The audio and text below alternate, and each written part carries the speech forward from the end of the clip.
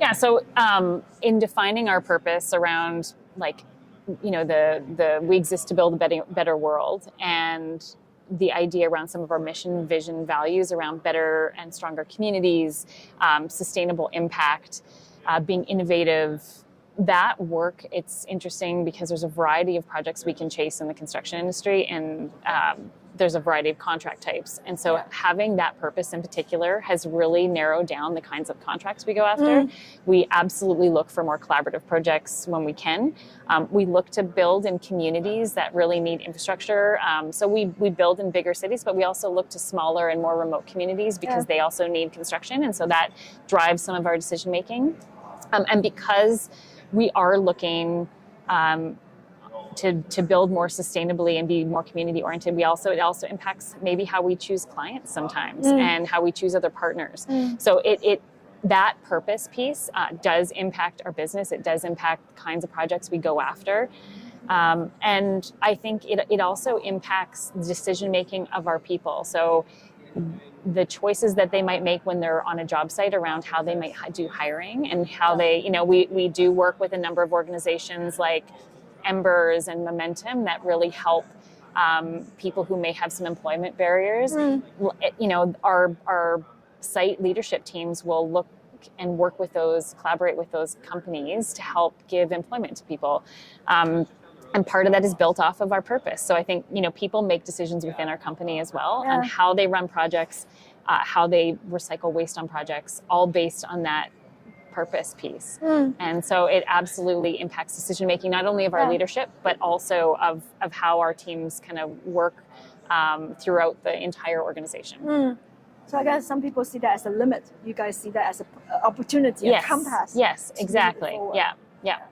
Okay, so, and how do you train or onboard the contractor and partners to align with your value system? Yeah, so actually the interesting part about onboarding people, we do have an exercise that we do on a number of projects, and it's actually called the values alignment. Oh. So really, when we kick off many of our new projects, we do an exercise where we bring together the partners, construction, design, owner, and we ask sometimes play games, and sometimes we will ask a question to say, what does success look like on this job for each one of you? So that not only can we understand for the individuals what that looks like, but then we can come up to a common set of understanding of what those values are for this project team. And then they can use that as their sort of true north as they work through the project. So sometimes a project might have schedule might be so important, and everyone needs to understand the level of that importance so they can do the right work for that. But sometimes schedule isn't important, and it's actually sustainability or cost, or an owner might just want to make sure that the project has really strong teamwork and collaboration. So we do that exercise, and it makes sure that we can all get on the same page about how we want to work together. So that's actually one way that we do that. And then, sometimes we can host trainings. Yeah, we do I do trainings sometimes with teams on lean efficiency stuff that can help us work better together. So yeah, it's a little bit of all of those things to make sure. And then I think part of it also is just the messaging and the marketing we put out in the industry to let people know this is important to us. Collaboration is important. Project execution is important. So if you want to work with us, these are things that we kind of need from you if you want to work with us, and that we hope that we will also do for you as well, because we need strong teamwork and high performance teams. So those are some of the ways that we would make sure that our teams are sort of aligned in the same direction. Thank you. So lastly, if you want to give one piece of advice to companies that just started their purpose transformation journey, what would you tell them?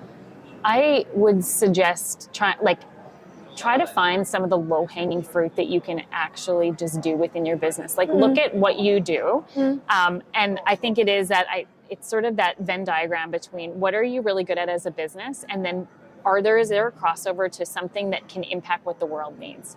So as an example for us, we build buildings.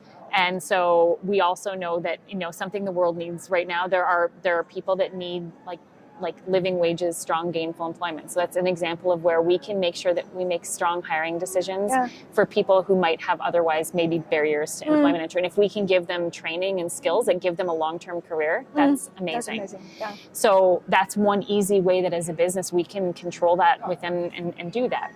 So I think it's finding some of those kinds of components to your business that are easy for you to do, so that you can take a few steps forward and then start to like advance how you might see that purpose piece in your business, because it gets harder and harder. The sustainability stuff, there are low-hanging fruit items, and then there's stuff that just is going to be very difficult.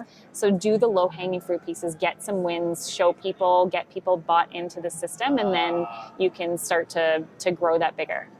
Thank you, Jane. Thank you.